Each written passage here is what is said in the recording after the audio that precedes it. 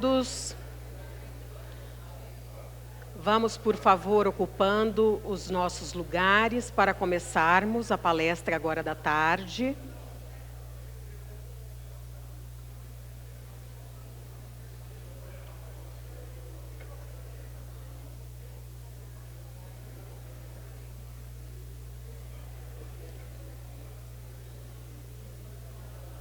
Senhoras e senhores, a primeira palestra do período vespertino tem como tema Singularidades do Sistema Brasileiro de Controle de Constitucionalidade.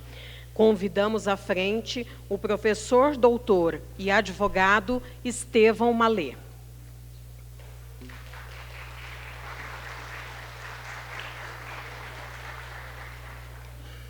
Atuará como debatedor o juiz Júlio César Beber, juiz titular da 2ª Vara do Trabalho de Campo Grande, Mato Grosso do Sul, doutor e mestre em Direito pela Universidade de São Paulo, titular da cadeira número 83 da Academia Nacional de Direito do Trabalho, acadêmico fundador da Academia de Letras Jurídicas do Estado de Mato Grosso do Sul, titular da cadeira número 6. Autor de 18 livros, 39 capítulos de livros, 47 artigos e 186 palestras e trabalhos. Professor da Escola Nacional da Magistratura do Trabalho, da Escola Judicial do TRT da 24ª Região e da Universidade Estácio de Sá. Boa tarde a todos.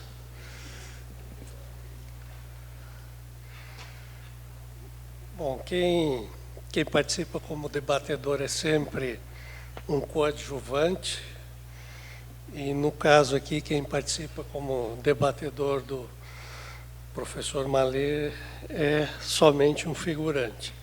Então, eu vou me limitar à minha condição. Por isso, as perguntas que tiverem, preparem para que eu reproduza-as aqui para o professor Malê. O professor Malê dispensa apresentações, mas não posso deixar de mencionar que o professor Estevão Malê é advogado, livre-docente, doutor, mestre e bacharel em Direito pela Universidade de São Paulo, é membro da Academia Brasileira de Direito do Trabalho, titular da cadeira 97, foi professor da USP por mais de 20 anos e é palestrante de eventos nacionais e internacionais, inclusive professor convidado de universidades estrangeiras, como de Portugal e da França.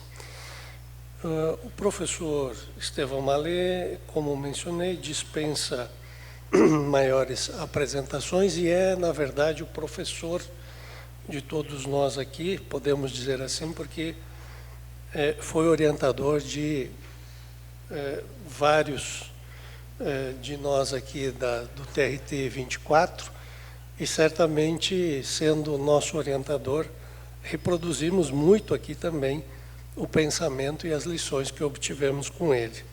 Sobretudo, estando ao lado dele, é uma oportunidade ímpar de aprender muito sobre simplicidade, caráter, profissionalismo, generosidade e amizade. Professor Malê, a palavra é sua.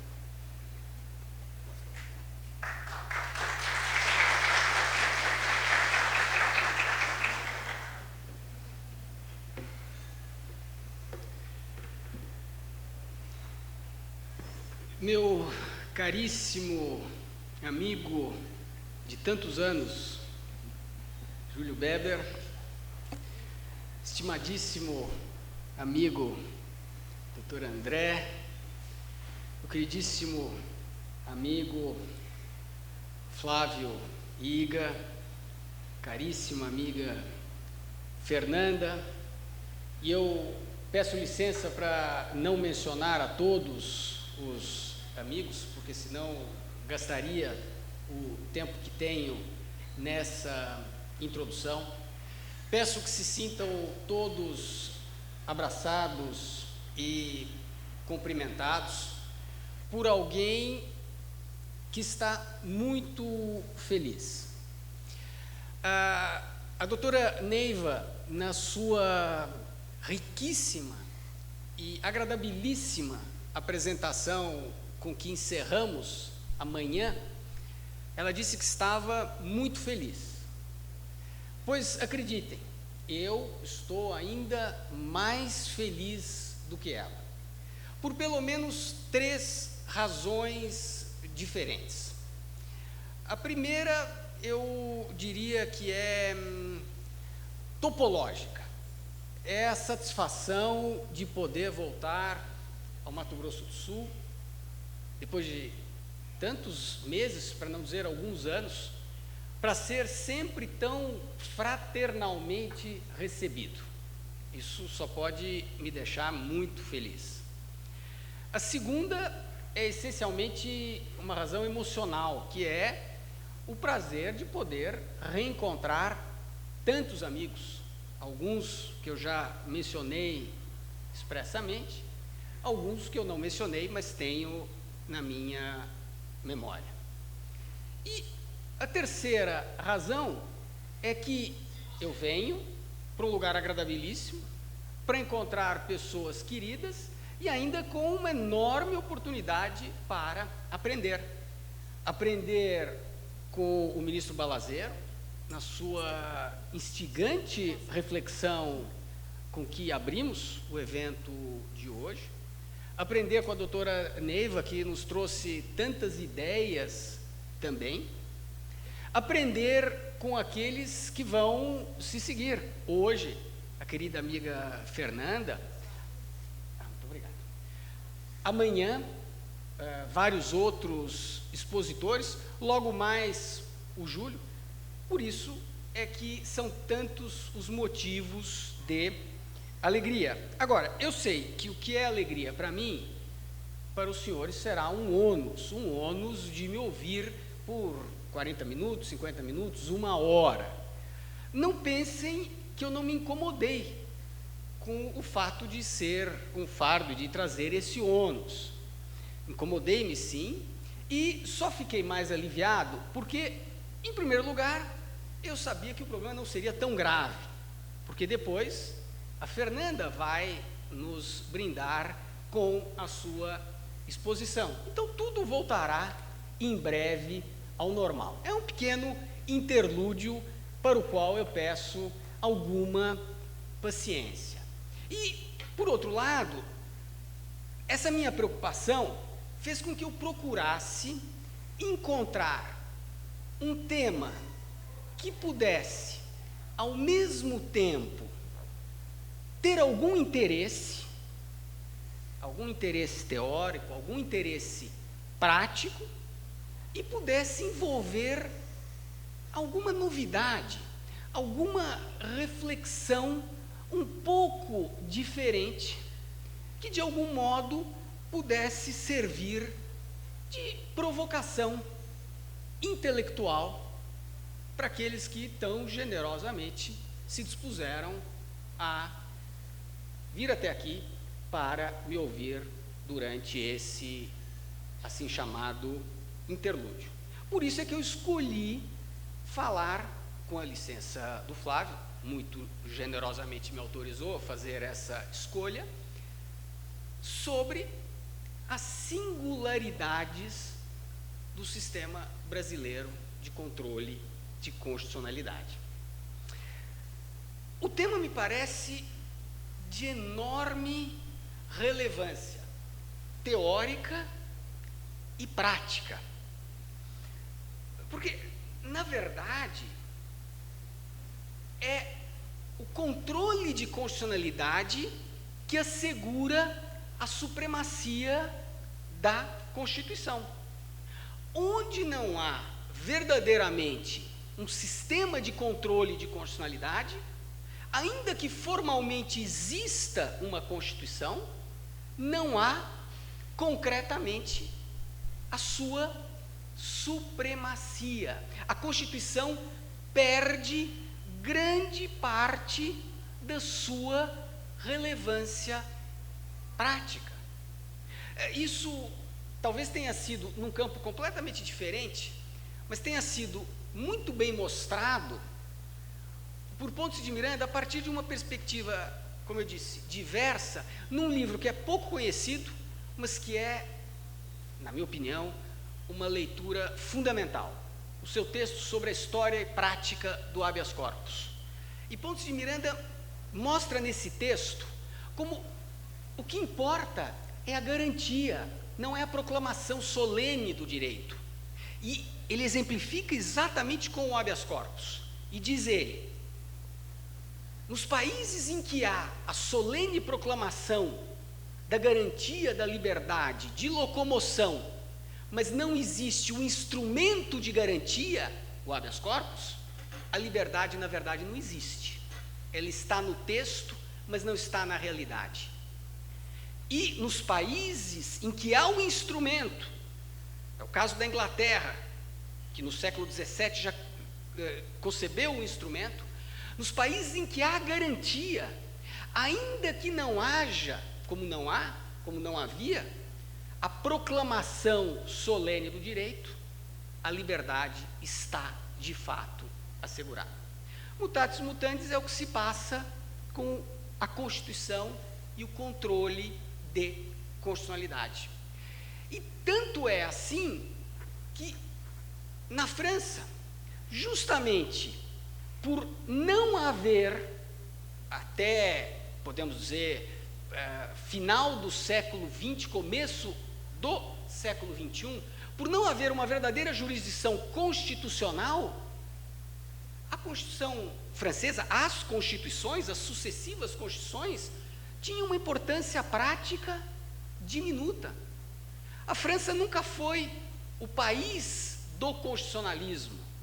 A França sempre foi conhecida por ser o país do Código Civil, muito mais do que da Constituição, porque não havia uma jurisdição constitucional. Nós vamos chegar lá mais adiante nessas minhas considerações. Mas eu queria fazer essa introdução para chamar atenção para o fato de que o sistema de controle de constitucionalidade desempenha um papel fundamental, portanto, no constitucionalismo moderno e na garantia dos direitos e das liberdades fundamentais. E por isso que convém voltarmos a nossa atenção para esse sistema de controle, de constitucionalidade. E no caso brasileiro, em particular, para mostrar, e é essa a reflexão que eu gostaria de trazer e deixar ao final desse nosso encontro, para mostrar que o nosso sistema, ao longo do tempo, se transformou de tal modo que, eu não vou dizer que tenha se tornado único, mas, no mínimo, é muito singular, seguiu uma trilha muito diferente e, esse é o ponto central, uma trilha que, em alguma medida, pode comprometer a própria razão de ser do controle de constitucionalidade. É essa a ideia que eu pretendo lançar à reflexão de todos. E quero fazer isso propondo uma caminhada, um passeio, em primeiro lugar, pelos diferentes sistemas, ou chamemos, modelos de controle de constitucionalidade. Gostaria de, em conjunto com todos, percorrer esses modelos, identificando os principais aspectos de cada um deles, desses modelos, para, a seguir, tentar sintetizar essas características e trazê-las para o confronto com o modelo brasileiro, na sua origem e na sua evolução até os dias de hoje, que nos legaram esse sistema que eu qualifiquei de tão peculiar, ou, como está no título dessa apresentação, tão singular de controle de constitucionalidade. E o nosso passeio não vai ser muito longo, não vou cansá-los com uma viagem quase sem fim, porque no fundo, essencialmente, como todos sabem, nós temos dois modelos ou dois sistemas básicos de controle de constitucionalidade. Podemos chamar de modelos típicos, que, claro, apresentam certas variações, mas que, no geral, pertencem a duas grandes famílias. A doutora Neiva falou várias vezes da Common Law e da Civil Law. Podemos também aqui fazer uma distinção semelhante, uma bipartição entre o modelo norte-americano e o modelo austríaco ou europeu de controle de constitucionalidade. O modelo americano começa a se esboçar, também isso já foi mencionado, creio que terá sido pelo ministro Balazero, a célebre, ou talvez, não, a injustiça já sendo cometida, peço desculpas, porque foi a doutora Neiva que mencionou, Marbury versus Madison, a decisão de, mencionou? Pronto. A decisão de 1803, que começou a delinear o modelo americano de controle de constitucionalidade. O modelo europeu surgiu um século depois, num primeiro momento como idealização de Kelsen, que depois veio a ser implantado em 1920 na Áustria, por isso é que ficou conhecido como modelo austríaco.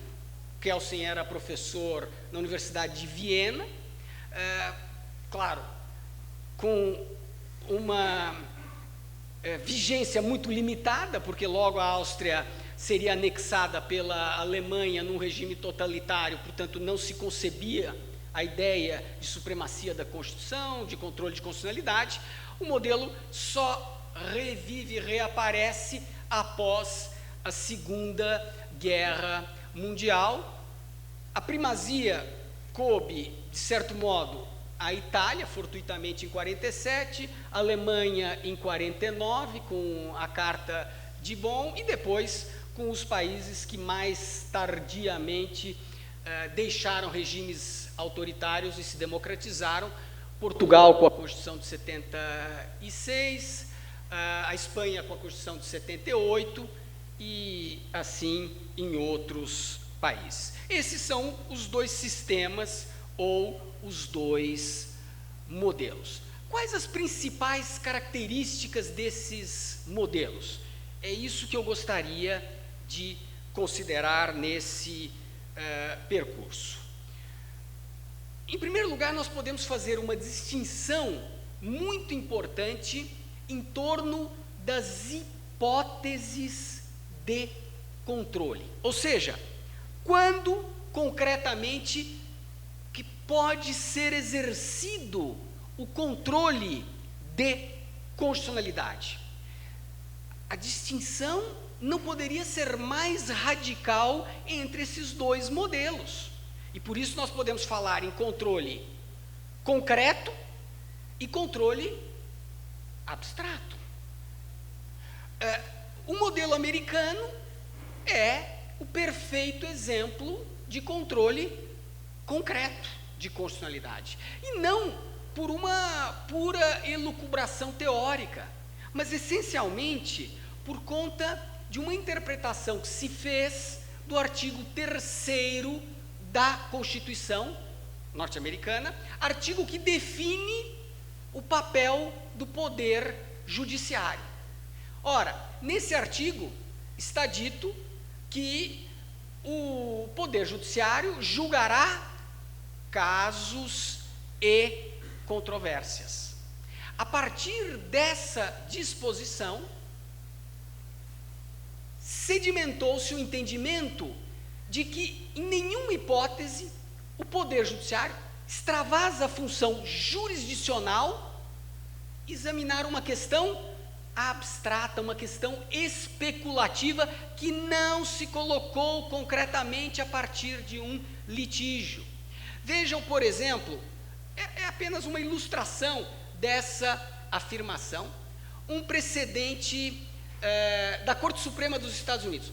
Eu não vou me aventurar a ler o precedente, muito menos na frente da Fernanda, que tem um inglês impecável. O meu, eu disse outro dia, a minha mulher fez o favor de me criticar, eu qualifico como de macarrônico. Portanto, eu não vou ousar ler o dispositivo. Mas lá está dito que o artigo 3º nega às cortes federais, isso vale para os tribunais estaduais, decidir questões que não digam respeito a direitos dos litigantes. Questões abstratas não podem ser examinadas pelos juízes. Isso violaria a Constituição. Por isso, pequeno parêntese que eu não resisto em fazer, a ação declaratória nos Estados Unidos enfrentou um enorme obstáculo teórico para ser aceita. Porque a ação declaratória envolve uma questão teórica, não uma questão concreta. Nós sabemos que não é bem assim, e o interesse prático da ação declaratória é muito diminuto, mas hoje a jurisprudência e a doutrina norte-americanas aceitam a ação declaratória, mas resistiram por causa desse dispositivo. Se quiserem um exemplo ainda mais próximo do controle de constitucionalidade, vejam esse julgamento bem mais antigo, mas que diz com todas as letras: a constitucionalidade de um ato não pode ser posta como uma questão abstrata. Portanto, só a partir de um litígio concreto, trazido por uma parte, é que se pode exercer nos Estados Unidos, nos sistemas que adotam o modelo norte-americano, o controle de constitucionalidade. Ora, o sistema austríaco, vamos chamar o sistema europeu, é exatamente o oposto. A diferença radical. Admite-se amplamente o controle abstrato de constitucionalidade. Aliás, mais ainda, não só porque o abstrato seria o controle sem o litígio concreto. A lei está em vigor, há uma dúvida sobre a sua constitucionalidade, mas independentemente de um litígio concreto entre A e B, já se discute a constitucionalidade do preceito. O modelo europeu admite até o controle abstrato preventivo, antes da entrada em vigor da lei. Como exemplo concreto, usar exemplo concreto do controle abstrato pode parecer um pouco inadequado, mas exemplo prático, digamos assim, do controle abstrato, vejam o artigo 278 da Constituição de Portugal. O presidente da República pode requerer ao Tribunal Constitucional a apreciação preventiva da constitucionalidade. Mas o que é a apreciação preventiva? A lei foi aprovada, encaminhada para a sanção presidencial, e ao invés de sancionar a lei, o presidente a remete para o Tribunal Constitucional por conta de uma dúvida sobre a sua constitucionalidade. E saibam que isso não é especulativo, tem uma enorme importância prática, muito importante. Aliás, recentemente, 2021, 2022, por 2 vezes, a Assembleia da República de Portugal aprovou uma lei sobre, vou simplificar, eutanásia. O tema central é eutanásia. Por 2 vezes, o atual presidente da República remeteu a lei ao Tribunal Constitucional, que por 2 vezes a declarou inconstitucional. Uma primeira lei encaminhada, considerada inconstitucional. Portanto, o processo de aprovação da lei foi interrompido. A Assembleia da República reiniciou as discussões, fez ajustes no texto para adaptá-lo à decisão do Tribunal Constitucional.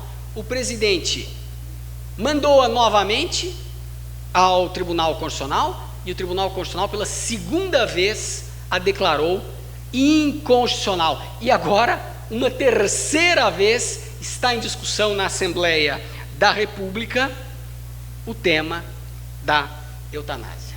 Então, essa primeira divisão é muito importante entre controle concreto e controle abstrato. Segundo ponto, para o qual precisamos voltar a nossa atenção: meios de controle. Como é que pode se realizar esse controle? E a distinção clássica, a dicotomia básica neste particular, envolve controle difuso em oposição a controle concentrado de constitucionalidade. Mais uma vez, os 2 modelos apresentam soluções radicalmente opostas. Modelo norte-americano: controle difuso, completamente difuso. Todo e qualquer juiz, e não vou nem entrar na discussão se a administração também pode ou não, mas entende-se que sim, mas não interessa, para nós, todo e qualquer juiz pode e deve declarar a inconstitucionalidade da lei. Marbury versus Madison é a principal consequência, ou chamemos assim, o principal resultado de Marbury versus Madison. Qualquer juiz pode e deve declarar a inconstitucionalidade de uma lei. O sistema europeu é exatamente o contrário. Os juízes não podem declarar a inconstitucionalidade de uma lei em um processo judicial. Se surge uma dúvida sobre a constitucionalidade da lei, isso pode surgir naturalmente. Vamos imaginar, o presidente da República, no caso português, não tivesse enviado a lei sobre a eutanásia para o Congresso. A lei é sancionada, entra em vigor, inicia-se num litígio qualquer uma discussão, põe-se o problema da constitucionalidade.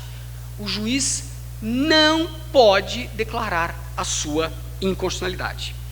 O que ele pode fazer é suscitar um incidente para que esse incidente seja remetido e decidido por um órgão específico.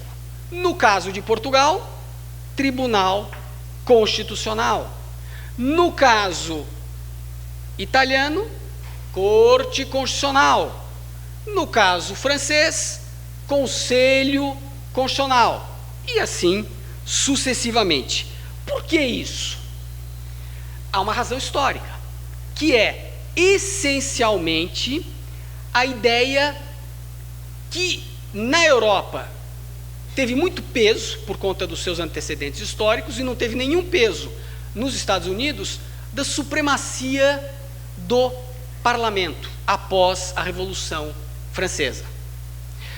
Após a Revolução Francesa, o órgão de soberania por excelência, o órgão representativo dos interesses da burguesia que ascendia ao poder era a Assembleia Nacional. As cortes, os tribunais, eram ainda órgãos de representação do antigo regime, até porque os cargos nos tribunais eram comprados. Não no sentido negativo da palavra, quer dizer, não deixa de ser um sentido negativo, mas eram comprados, eram adquiridos do Estado, o direito de ser um juiz, e isso conferido aos nobres.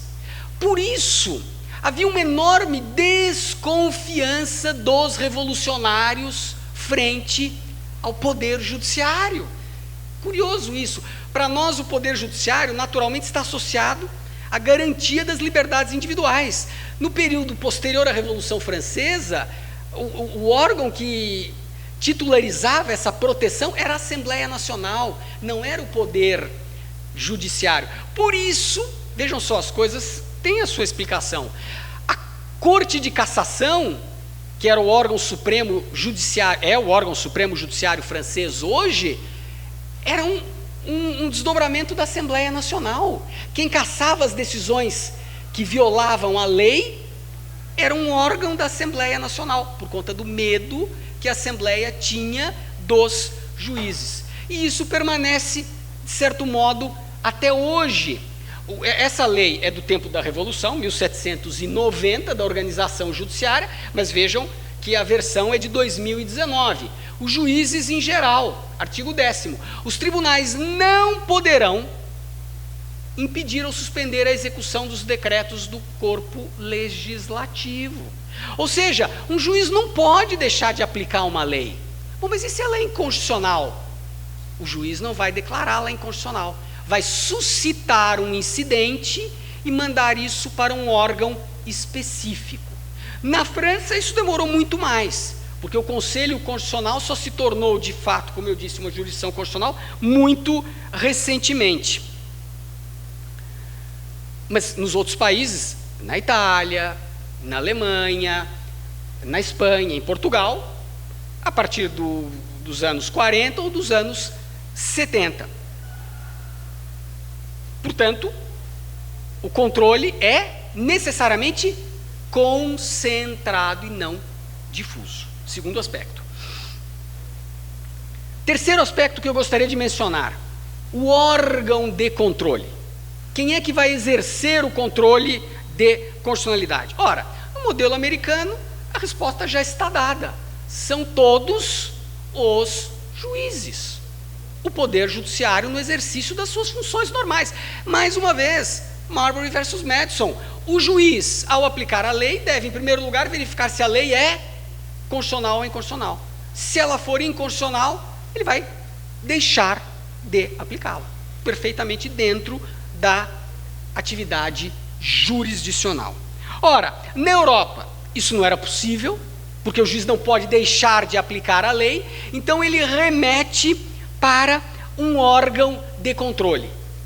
Um órgão judiciário de controle, esse é o ponto importante que eu gostaria de assinalar a propósito do aspecto que estamos a considerar. Não. Tribunal Constitucional, a despeito do nome, não é órgão do Poder Judiciário. A Corte Constitucional Italiana, apesar do nome, não é órgão do Poder Judiciário. E assim sucessivamente. O Conselho Constitucional na França, o Tribunal Constitucional na Alemanha, não são órgãos integrantes do Poder Judiciário. Não vamos confundir Tribunal Constitucional com o Supremo Tribunal Federal, no caso brasileiro.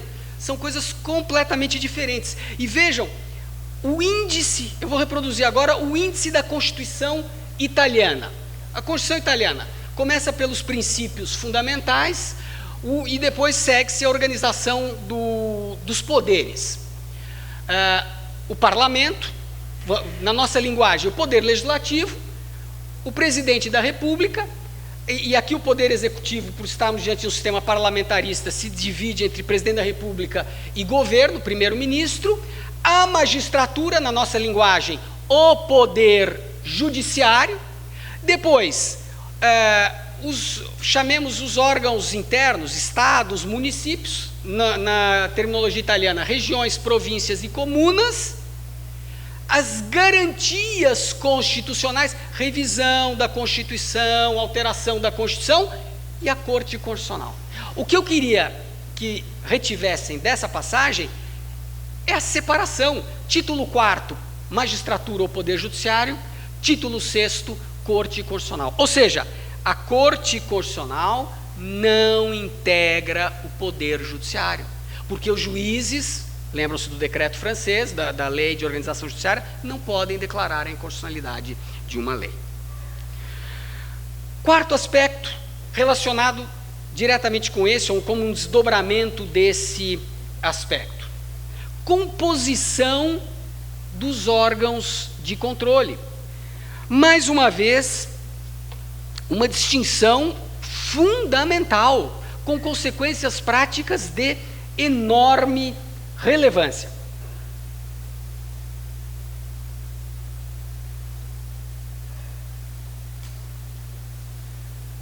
No modelo americano, se são os juízes a declarar a inconstitucionalidade, o órgão que tem a palavra final na matéria é o mais alto tribunal do país. No caso, a Corte Suprema, composta por juízes, que tem a denominação de justices, mas que são, no fundo, juízes. Se quisermos, podemos chamar de ministros, mas são juízes, com as garantias e as prerrogativas da magistratura, com algumas particularidades, é claro.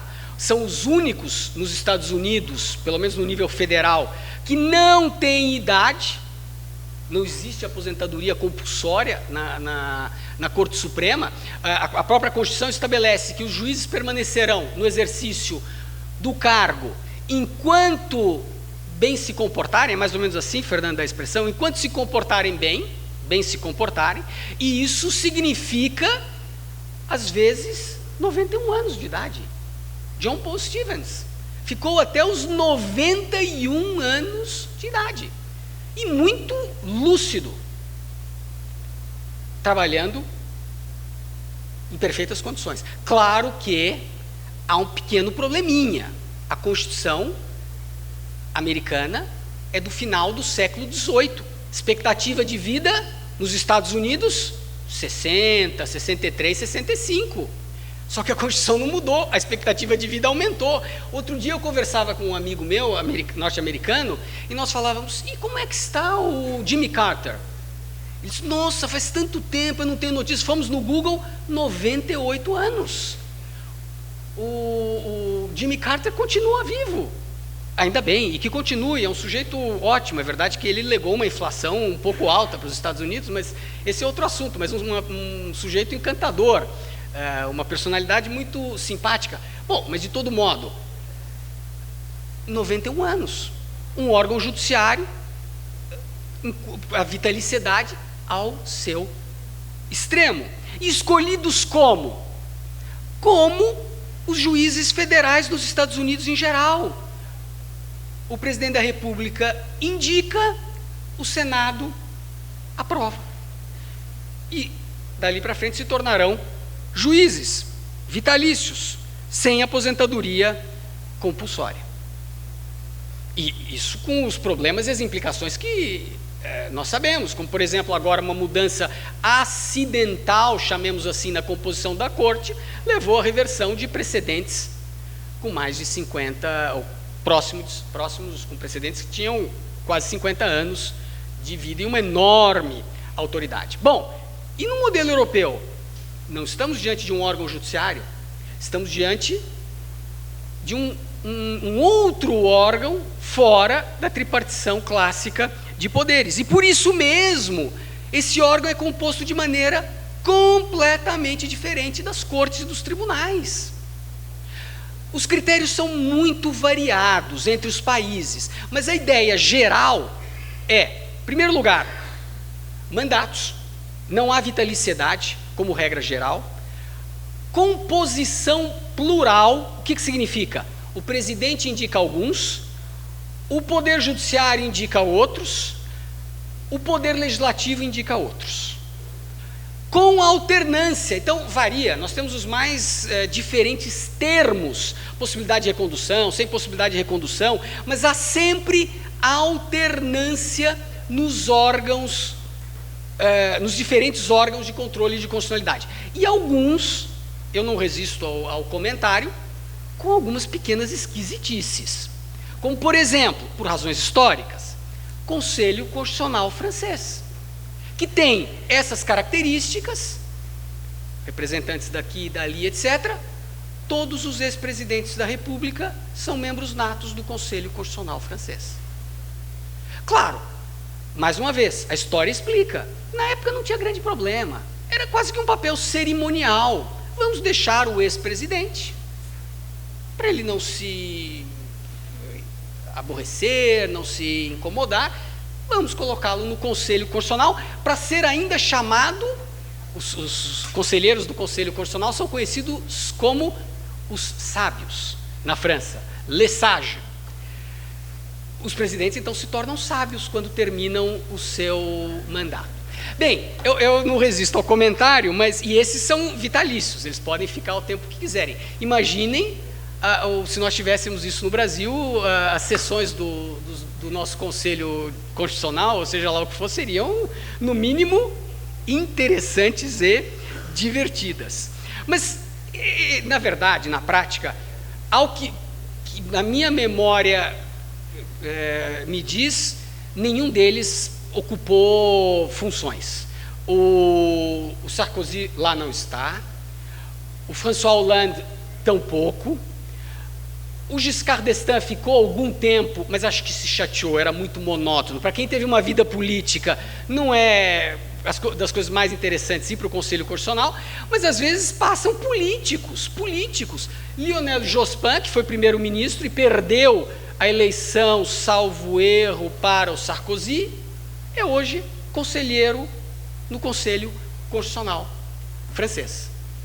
Porque foi indicado pelo parlamento ou pelo presidente da República, já não me recordo, mas também não importa. Então vejam, um órgão com uma composição plural completamente diferente de um órgão judiciário. E o ponto, talvez o mais importante, não, os dois mais importantes que eu quero mencionar. Efeitos da decisão no controle de constitucionalidade, nos dois sistemas. No sistema norte-americano, o sistema do controle concreto, qual é o efeito da decisão?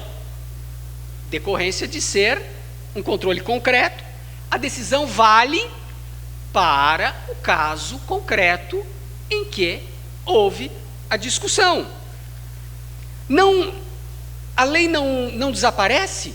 Não, a lei não desaparece. Só vale para aquele caso. Mas alguém levantará a mão e diz, tenha paciência. Não falamos de jurisprudência, não vamos falar mais ainda de jurisprudência? É verdade. Isso relativiza, porque é uma eficácia concreta, mas que adquire, Fernando, não me censure se eu usar expressões que não são muito técnicas, um efeito expansivo muito grande por conta da força vinculante do precedente, mas continua a ser uma eficácia concreta. E aí sim um efeito prático importante: a lei não desaparece, ela não será mais aplicada, mas ela continua a ser lei. Tem alguma relevância então? Claro que tem, porque se ela não é inconstitucional, se a jurisprudência muda, a lei volta a poder ser aplicada, porque ela não foi revogada, não foi declarada inconstitucional. Isso aconteceu? Aconteceu, pelo menos 2 vezes que eu tenha identificado.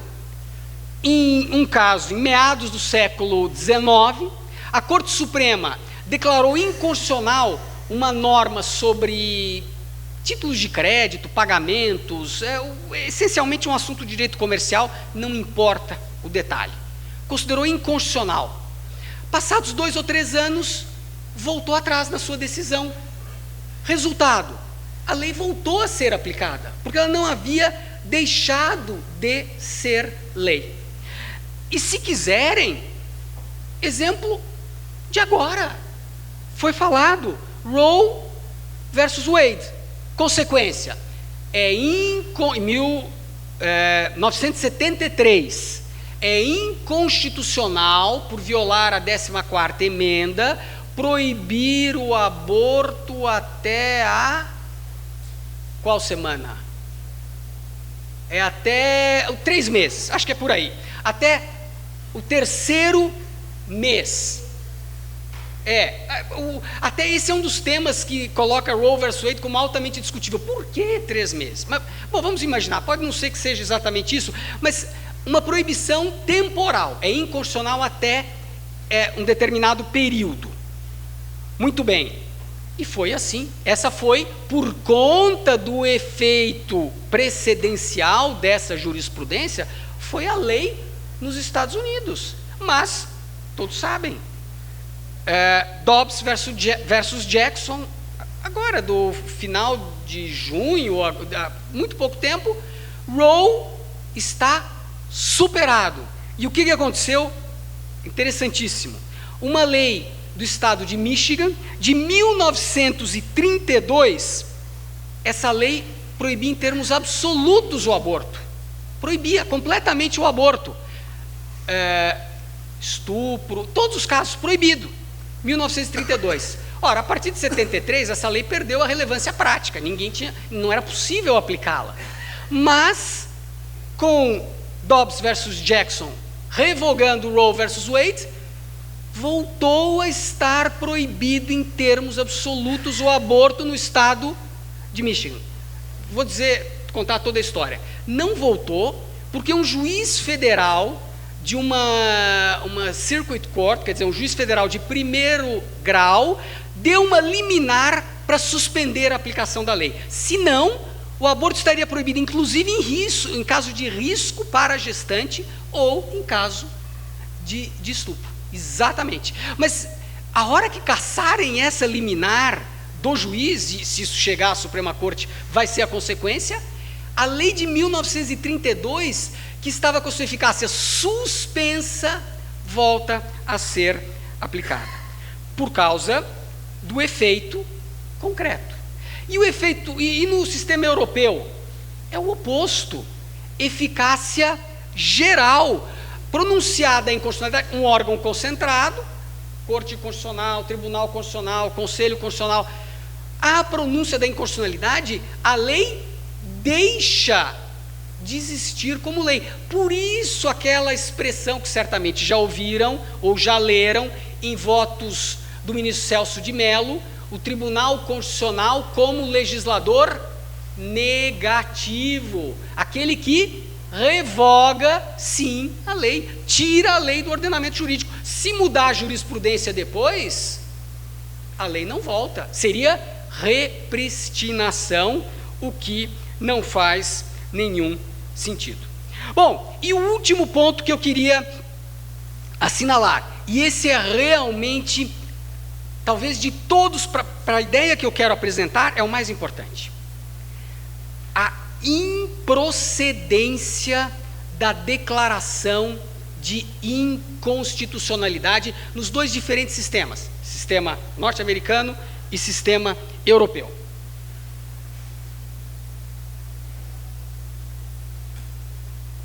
O que acontece se no sistema americano a Corte Suprema em uma dada altura diz aquela lei não é inconstitucional? Ou no sistema europeu, a Corte Constitucional Italiana ou o Tribunal Constitucional de Portugal, ao examinar um caso, diz: esta lei não é inconstitucional, melhor, não é inconstitucional, é constitucional, portanto não há inconstitucionalidade. O que acontece? Ora, nesse ponto, é o único de todos que nós vimos em que os dois sistemas são absolutamente idênticos. Não há mudança. A rejeição da inconstitucionalidade não produz a afirmação da sua constitucionalidade.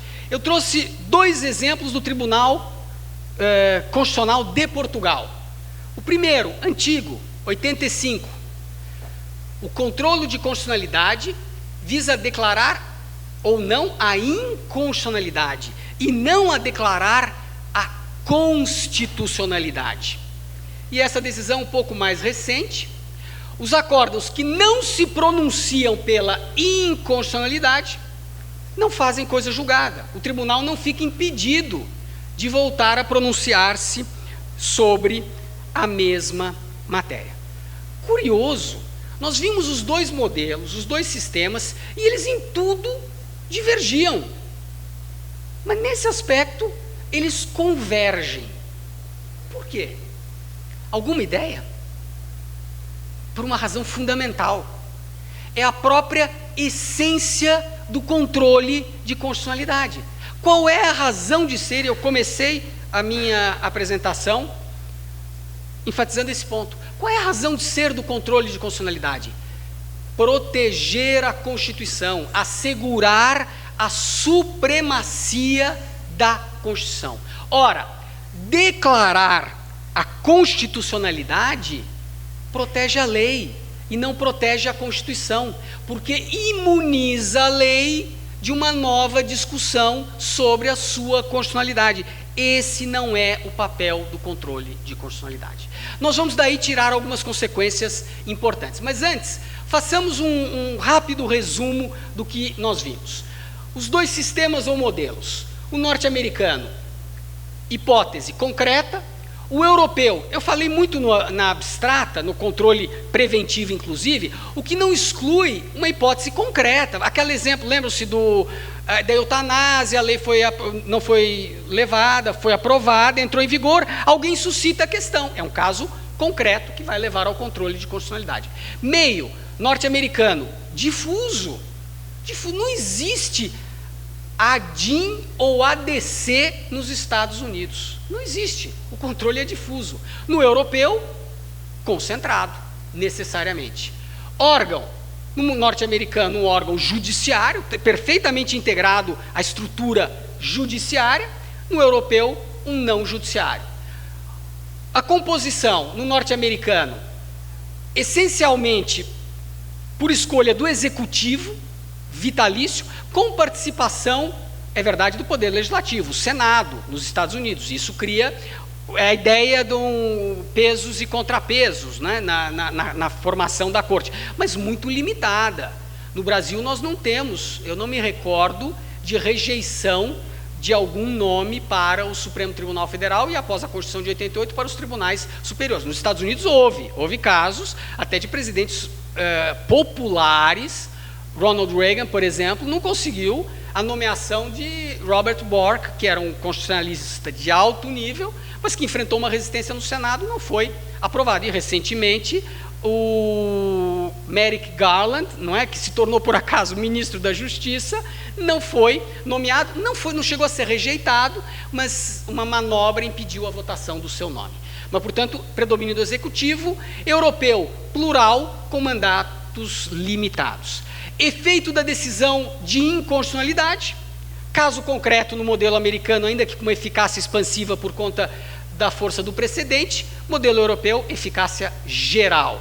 E na última linha, a igualdade, a rejeição, a improcedência da inconstitucionalidade não tem efeito. Muito bem, terminamos esse passeio, espero que ele não esteja muito longo, que a rua não esteja muito esburacada. Vamos passar agora ao modelo brasileiro. O nosso modelo, como é que ele se coloca nessa dicotomia? A origem do modelo brasileiro é a cópia em papel carbono, coisa de gente antiga, né? Cópia em papel carbono do modelo norte-americano. Aliás, o João Barbalho dizia que a Constituição brasileira de 1891 era uma reprodução, na parte do Poder Judiciário, do Judiciary Act norte-americano. E era mesmo, tipicamente, com todas as características do sistema norte-americano. Mas aí é que surge o aspecto interessante. O nosso sistema jurídico caminhou gradualmente para uma abstração do controle, sem perder o controle concreto. Por isso é que nós chegamos num modelo que eu chamei de singular, porque nós estamos entre os dois. No fundo, de certo modo, nós temos modelo americano e modelo europeu no Brasil. Até 1965, Constituição de 46, era modelo americano. O primeiro passo de abstração, de concentração se dá com essa emenda de 1965 que cria a representação contra inconstitucionalidade. E depois, essa caminhada ou essa abertura para o sistema europeu se intensifica muito, mas muito mesmo, primeiro com a Constituição de 1988 e depois a emenda constitucional número 3 de 1993, que cria a figura da ação direta de inconstitucionalidade e da ação declaratória de constitucionalidade. E o arcabouço normativo, de certo modo, se completa com a Lei 9.868 de 1999, que regula as ações diretas de constitucionalidade, declaratória de constitucionalidade e de inconstitucionalidade. E o faz em termos, em boa medida, o ministro Gilmar Mendes diz que não, mas eu penso que sem precedentes, especialmente em dois aspectos. Primeiro, as ações diretas, vamos chamar para englobar declaratória de constitucionalidade e de inconstitucionalidade, as ações diretas têm efeito dúplice. Lembram, em concurso, ações dúplices, ações possessórias? O que são as ações dúplices? Aquela em que não há uma limitação a partir do pedido e da causa de pedir, a tutela pode ser prestada amplamente. Eu peço a declaração de inconstitucionalidade, mas o resultado pode ser a declaração de constitucionalidade e vice-versa. Ou seja, não há uma limitação a partir do pedido. Segundo aspecto fundamental, a decisão que declara a constitucionalidade, e isso vale para a decisão que declara a inconstitucionalidade, mas aí não tem tanto problema. O problema central está na decisão que declara a constitucionalidade, é irrecorrível. Bem, é irrecorrível, mas nem tanto. Embargos de declaração são sempre cabíveis, em alguns casos protraem a solução por meses, quando não por anos. Mas a decisão, vamos abstrair os embargos de declaração, a decisão é irrecorrível e nem é rescindível, não pode ser rescindida. E, terceiro aspecto, além do caráter dúplice, causa de pedir aberta, e esse é o ponto mais nevrálgico de todos. O que significa causa de pedir aberta? Significa simplesmente, vejam que o sentido está dado pelos próprios precedentes do Supremo que eu reproduzo. Significa que eu suscito a inconstitucionalidade da lei A em face do artigo X da Constituição. Mas essa minha articulação não limita a cognição pelo Supremo Tribunal Federal, que poderá e deverá examinar a constitucionalidade da lei A em face de todos os dispositivos da Constituição. É o que está dito. Precedente de 99, a causa petende aberta permite examinar a questão por fundamento diverso daquele alegado pelo requerente. Por isso é que, precedente do ministro Alexandre de Moraes, de 2018, é desnecessário o ajuizamento de uma nova ação. Vamos agora, então, fazer o cotejo com o sistema brasileiro. Nós temos a hipótese concreta, qualquer juiz, mas temos a abstrata também, ações diretas. Difuso e concentrado. Judiciário, um órgão judiciário, composição determinada pelo executivo com mandato vitalício, pronunciamento com eficácia geral, que se estende essa eficácia cada vez mais ao controle concreto, porque o Supremo já tem dito isso mesmo, em recurso extraordinário, em ações individuais, a eficácia tende a se estender, o que não surpreende com a valorização da jurisprudência. E o ponto fundamental, a improcedência tem efeito declaratório de imunização da lei, efeito abstrato. Ora, isso é algo que, ao que me consta, no âmbito da minha ignorância, não existe em outro sistema jurídico. E cria problemas sérios, porque eu somo efeito dúplice com causa de pedir aberta, significa que, suscitada uma vez a inconstitucionalidade de uma lei, o tema está decidido sob todas as perspectivas de uma vez por todas. Por quê? Porque não é rescindível, não é recorrível. O Supremo não fica limitado à causa de pedir. Vejam o que diz o julgado do ministro Toffoli de 2018. A causa de pedir é aberta. O cotejo é realizado em relação a todo o ordenamento. Assim, se eu tivesse que resumir a minha preocupação, ela estaria nessas 3 ou 4 linhas. Declarada a constitucionalidade de uma norma, consideram-se repelidos todos e quaisquer fundamentos no sentido da sua inconstitucionalidade.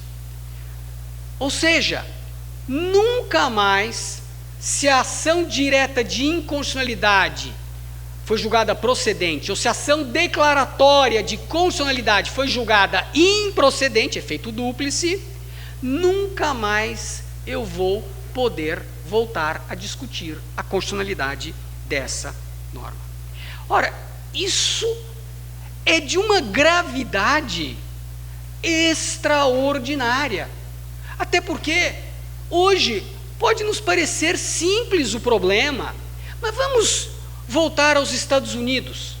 1896, Corte Suprema, Plessy versus Ferguson, que foi mencionado aqui, separados, mas iguais. O que disse a Suprema Corte? Constitucional. Aberrante. Mas era o pensamento do final do século XIX. Ora, se nós estivéssemos no Brasil, nunca mais poderíamos voltar a discutir a constitucionalidade do separados mais iguais. Nos Estados Unidos, bastaram 50 ou 60 anos para se mostrar que separados mas iguais não é uma doutrina constitucional. Ao contrário, é algo completamente inconstitucional. Entre nós, com esse modelo, não bastam 50, 60, 100, 200 anos. Rigorosamente, não podemos voltar a examinar a constitucionalidade de uma lei que foi, em uma dada altura, considerada constitucional pelo Supremo Tribunal Federal. Essa era a preocupação que eu queria trazer à reflexão de todos. Eu acho que eu me demorei aproximadamente 1 hora, não muito mais do que isso. Agradeço muito a atenção com que me ouviram, a paciência, reconheço que foi enorme, a paciência com que me ouviram, e espero que tenha tido algum interesse essa reflexão. Muito obrigado a todos.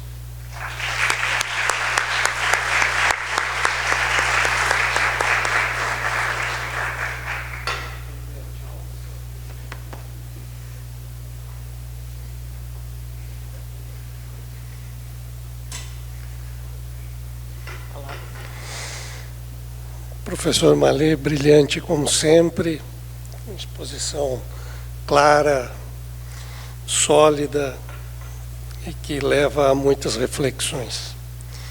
Farei então só algumas considerações e abrirei a oportunidade às perguntas para que possam explorar um pouquinho mais os conhecimentos do professor Mallet. Essa questão de estratificar, cimentar uma decisão, né, que declara o constitucional e inconstitucional, eu vejo que nós vivemos um momento de muita confusão, porque ela revela, na verdade, uma ansiedade, um anseio por segurança jurídica de forma ilimitada, sem limites. Isso, na verdade, demonstra uma insatisfação geral que todos nós temos com tudo. Aliás, a insatisfação é tão grande que nós nem sabemos com o que nós estamos insatisfeitos. Hoje em dia, se você perguntar, ouvir uma crítica de alguém, começa a dizer, não, o direito do trabalho é um absurdo, tem que mudar. E se você perguntar, tem que mudar o quê? Ele não sabe dizer. Tem que mudar. Sim, mas tem que mudar por quê? Não, porque o empregado tem muitos direitos, mas quais são os direitos que ele tem em excesso? Não, ninguém sabe. Então, é uma insatisfação tão grande que a gente busca, por esses mecanismos, suprir uma fragilidade psicológica que o desembargador André talvez tivesse explicações para isso, né, como psicólogo.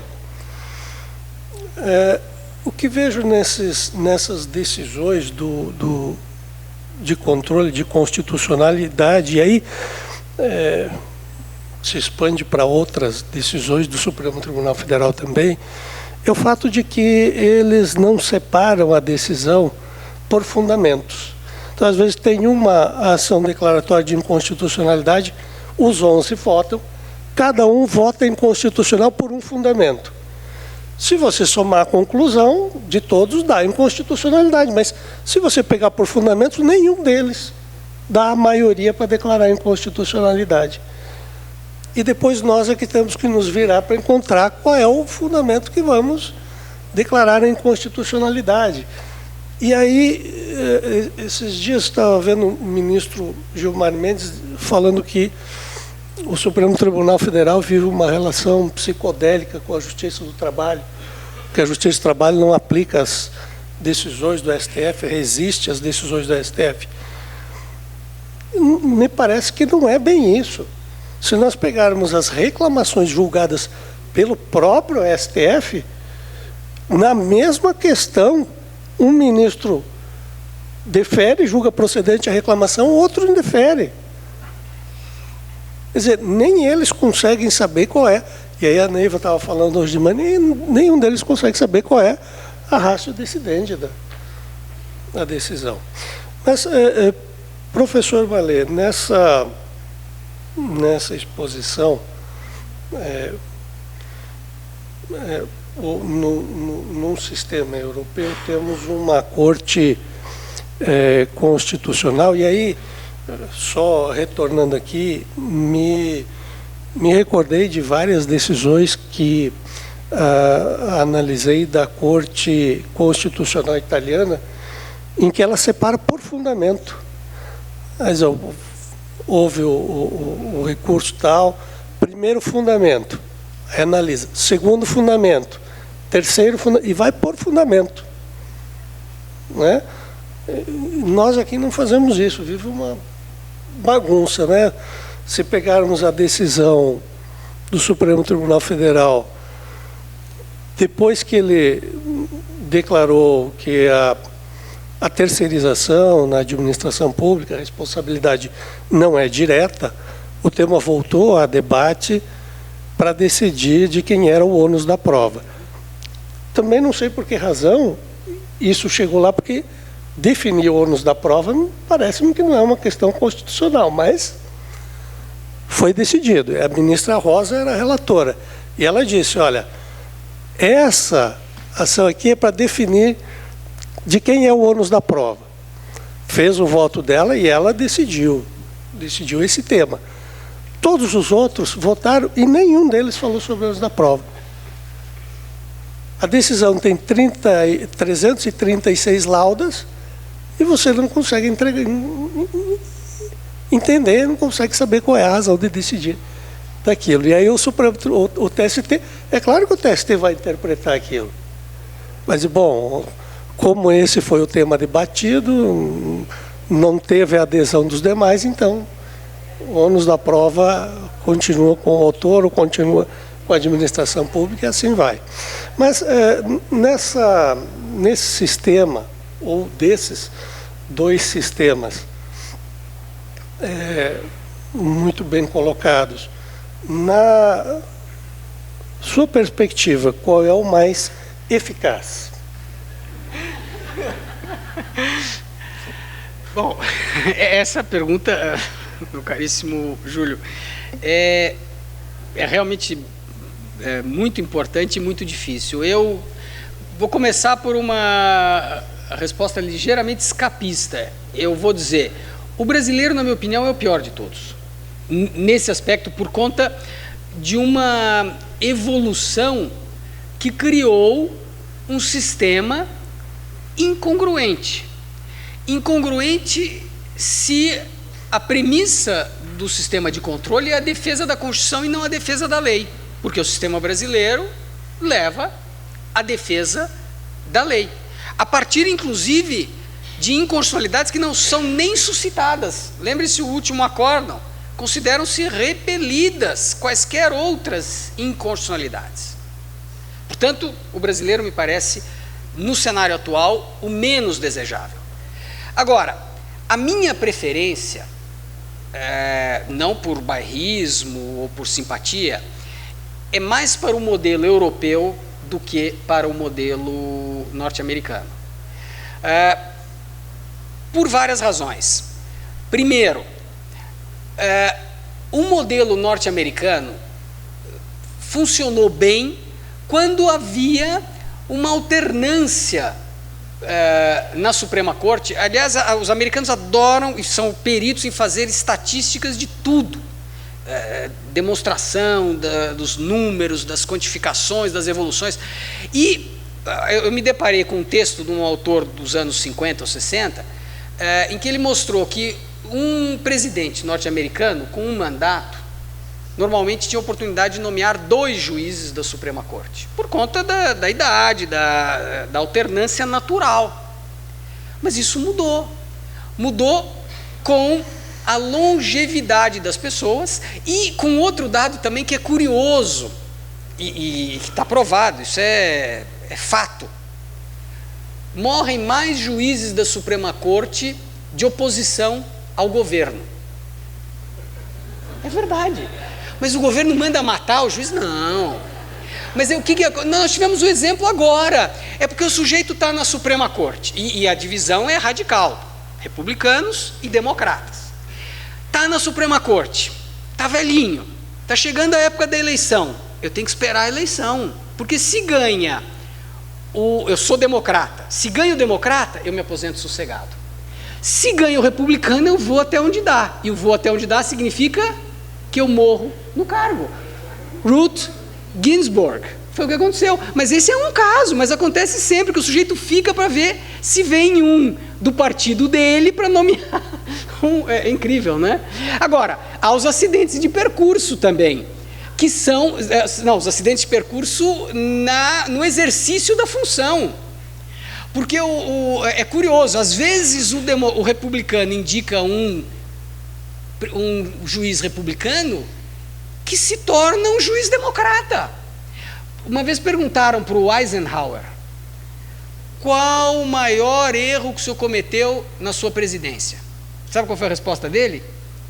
Os 2 maiores erros que eu cometi na minha presidência estão sentados na Suprema Corte em Washington. Quem que era? O Warren e o Brennan, William Brennan. E o pior de tudo é que o Brennan ficou...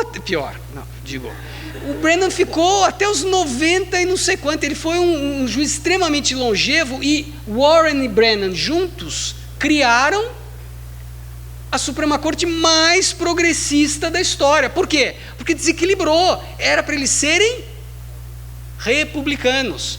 O Warren tinha sido governador da Califórnia pelo Partido Republicano. Aí o Eisenhower disse: esse é perfeito, vai ser o meu juiz da Suprema Corte. Pimba, nomeado. Se tornou um progressista. E o Brennan tinha um problema de ser católico, irlandês, etc., mas parecia uma aposta razoável. Pronto, aí desbalanceou a corte, ficou 7-2, e aí vem tudo. Roe versus Wade foi o último. Brown versus Board of Education, e uma série de precedentes extremamente progressistas. Ou seja, cria um certo desequilíbrio. Por que o sistema europeu me parece um pouco melhor? Porque ele promove mais alternância, porque há mandatos. Então esse risco diminui. Existe o risco de politização? Existe, eu reconheço. Mas a Suprema Corte está profundamente politizada. Então é um risco que também existe no modelo norte-americano. E, por outro lado, o que também me agrada no modelo europeu, em comparação com o modelo norte-americano, é que não há esse predomínio do poder executivo, que pode ser extremamente perigoso. Hungria, Polônia, na União Europeia, começaram a ter problemas com a interferência do executivo nos tribunais constitucionais. A Hungria está até hoje com problemas, e a Polônia deixou de receber dinheiro. A Hungria acho que ainda não recebeu, porque tem uma denúncia no órgão qualquer da União Europeia, de que a aposentadoria antecipada de um juízes do Tribunal Constitucional seria contrária aos princípios fundamentais. Ou seja, um peso muito grande do executivo num órgão tão importante como um Tribunal Constitucional é algo que me preocupa. E no Brasil, com um detalhe adicional, porque nos Estados Unidos esse peso existe, nós estamos a ver isso, a politização da Suprema Corte, mas no mínimo nós temos um freio, que é o Senado. Porque o Senado controla, como eu disse, muitos precedentes de rejeição de nomes indicados, inclusive por presidentes populares. Ronald Reagan foi um presidente extremamente popular e não conseguiu aprovar o Robert Bork. Mas os democratas, em algum momento, não faz muito tempo, acabaram com aquela prática de filibuster, que era adiar as coisas ou exigir uma maioria adicional de 60. Os republicanos aproveitaram aquilo e disseram: agora é que nós vamos tomar conta da Suprema Corte. E tomaram, está 6-3. E por isso é que reviraram Roe versus Wade. Ou seja, é um sistema que apresenta problemas. Então, eu, respondendo à sua pergunta, digo que prefiro o modelo europeu com alguns ajustes. Eu tomaria muito cuidado no critério de composição e nos mandatos para os juízes do Tribunal Constitucional. Procuraria cercar isso do maior número possível de garantias, como, por exemplo, proibição de reconduções. Em alguns países ela é possível por um mandato. Eu excluiria isso. É algo que deve ser feito com um tal nível de independência que não se pode pensar em mais nada.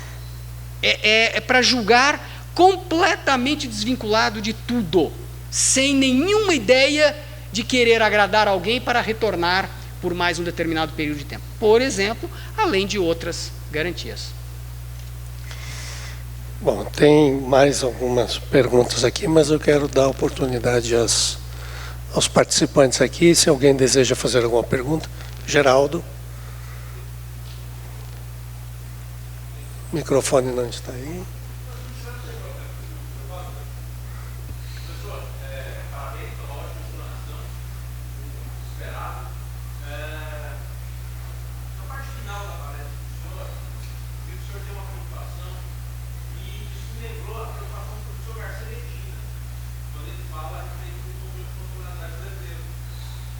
E ele é um dos defensores, ele acha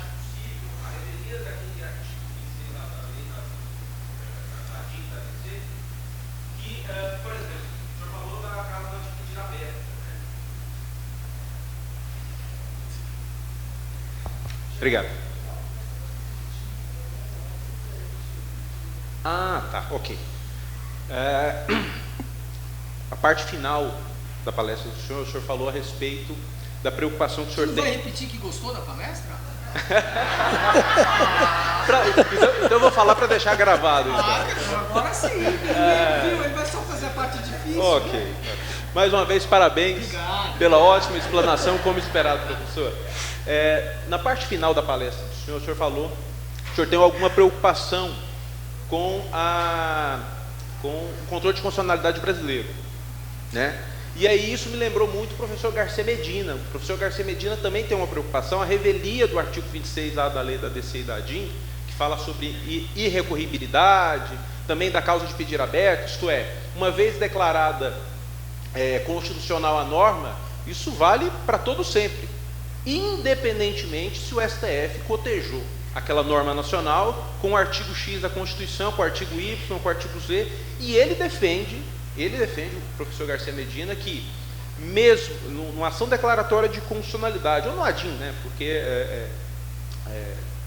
é dúplice, caso declarada a constitucionalidade, mas se o STF abordou única e exclusivamente o artigo X, seria possível sim o ajuizamento de uma outra ação declaratória de constitucionalidade ou um ADIM, pedindo, né, a inconstitucionalidade daquela norma. E aí eu queria saber do senhor se o senhor entende assim também, se seria possível, né, tudo bem, eu sei que tem a lei, tem um artigo, mas a gente poderia falar até, sei lá, talvez de uma inconstitucionalidade desse artigo, porque haveria um déficit argumentativo muito grande por parte do STF. O que o senhor acha disso? Eu acho perfeita a colocação e ela toca exatamente no núcleo do problema. E, no fundo, não deixa de ser uma forma de contornar o problema criado por esse sistema. E vou além. Um problema que, no extremo, leva à ruptura. Não é possível imaginar que a declaração de constitucionalidade implica a afirmação dessa constitucionalidade em face de todos os dispositivos da Constituição, mesmo aqueles que nem especulados foram, e mais, não é só isso, a interpretação constitucional ela é evolutiva. O que o artigo X diz em 2022 pode não ser o que o artigo X, com a mesma redação, vai dizer em 2045. Mas, pelo dispositivo legal e pela jurisprudência do Supremo, naquele precedente que eu mencionei, em tese, isso não poderia. Mas eu reconheço, eu acho que eu até gostaria de conhecer o texto e estudar, se puder me fornecer ou me enviar em algum momento, eu agradeço muito, mas é um sistema com uma tal rigidez que leva a uma ruptura e nós vamos ter que encontrar uma solução, que vai ser uma de duas, ou a alteração desse modelo, com o reconhecimento de que isso não pode ser, ou contornos interpretativos para, por exemplo, dizer que aquelas normas que não foram consideradas não estão abrangidas pela constitucionalidade, aquelas normas da Constituição. A gente poderia falar até de erro per incúria, né? Nesse caso. De? Erro per incúria, erro por ignorância. Sim, claro que sim. Parece que nos Estados Unidos, eles têm um entendimento, eles são muito mais tranquilos do que nós aqui no Brasil. Porque é engraçado, né? A gente, entre aspas, importou o sistema precedental e a gente aplica esses precedentes de modo muito absoluto, muito mais rígido até que os americanos. Claro que sim, exatamente, isso mesmo. É verdade, muito mais rígido, porque mesmo no direito norte-americano os precedentes não são completamente imutáveis. Há várias, até porque é preciso evoluir.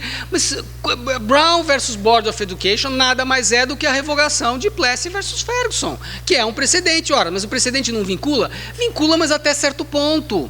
Quando há transformação social, evolução, reconsideração de algumas doutrinas, é preciso mudar. Essa rigidez absoluta, a relativização da coisa julgada, o que é isso? É uma válvula de escape para situações absolutamente extremas, de erros graves e coisas do gênero. Concordo inteiramente, ótimo ponto. Alguém mais deseja perguntar? Enquanto alguém se decide, a questão de mandato até hoje está em discussão isso também, né? E creio que isso é algo que deva ser discutido, não pelo fato do momento atual, mas como um aprimoramento do Poder Judiciário. Isso não colocaria em risco a tão desejada segurança jurídica?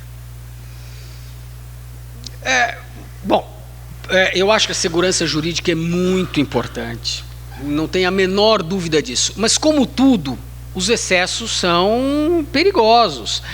Nós não podemos sobrevalorizar a segurança jurídica em detrimento, por exemplo, de um outro valor que é importante no direito, que nós podemos chamar de justiça. No fundo, são valores contrapostos, e o direito lida com esses valores contrapostos. E talvez os dois mais importantes, numa linguagem um pouco aberta em demasia, mas o direito procura satisfazer pelo menos esses dois valores fundamentais. Justiça, podemos dizer, resolver bem, resolver corretamente a controvérsia, e segurança jurídica. Mas nenhum desses valores pode ser completamente absoluto. Porque, vejam o paradoxo, se o objetivo único do direito fosse resolver bem, resolver justamente, resolver corretamente, chamem como quiser, mas encontrar a melhor solução, não haveria coisa julgada. É verdade, coisa julgada é a prova de que o direito não busca apenas a solução justa, a solução correta, a solução adequada, a solução de acordo com a lei. Eu até, na faculdade, eu costumava, para mostrar, tentar chocar um pouco os alunos, eu dizia o seguinte: imaginem uma discussão entre Newton e Einstein. Estamos falando de ciência, em que eu só busco a verdade. Na ciência, eu quero a verdade. Newton e Einstein, eu já contei isso, porque quando a gente passa um pouco o tempo, começa a usar as mesmas piadas, não há nada mais triste, né, do que o sujeito que conta a mesma piada 3 ou 4 vezes. Ainda mais quando não sabe contar muito, né, porque aí fica pior ainda.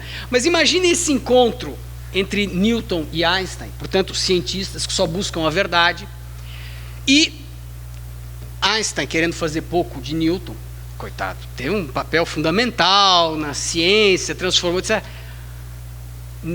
Einstein diz então para Newton: você fez um belo trabalho, mas eu provei que você estava errado. E o Newton então replica: não, porque a minha decisão transitou em julgado. Só demorou 300 anos para provar que eu estava errado. Não existe coisa julgada em ciência. Eu posso mostrar o erro passados 500, 1000, 2000, 5000 anos. Mas no direito, como eu não busco só a verdade, eu preciso em algum momento parar para ter a segurança. Mas se fosse só segurança, aí eu resolvi o processo jogando um dado. Eu chego a uma decisão, aliás, ainda atingiria um outro princípio constitucional: celeridade. Resolveria rapidamente, mas sem justiça. Eu preciso, então, ou seja, os excessos criam situações insustentáveis. Nós temos que ter um pouco dos dois: justiça e segurança. Esse antagonismo de situações lembrou também a arguição de Schopenhauer, que o orientador deles para ele: olha, sua tese está contrária a todos os fatos. Ele disse: azar dos fatos. Né? Bom, alguém tem alguma pergunta a fazer? Já que estão todos tímidos em perguntar, vamos encerrar, e aí poderão perguntar diretamente ao professor Malê, que estará livre aqui para responder eventuais perguntas. Senhoras e senhores, teremos a seguir um intervalo de 20 minutos, tá? Convidamos a todos para o coffee break.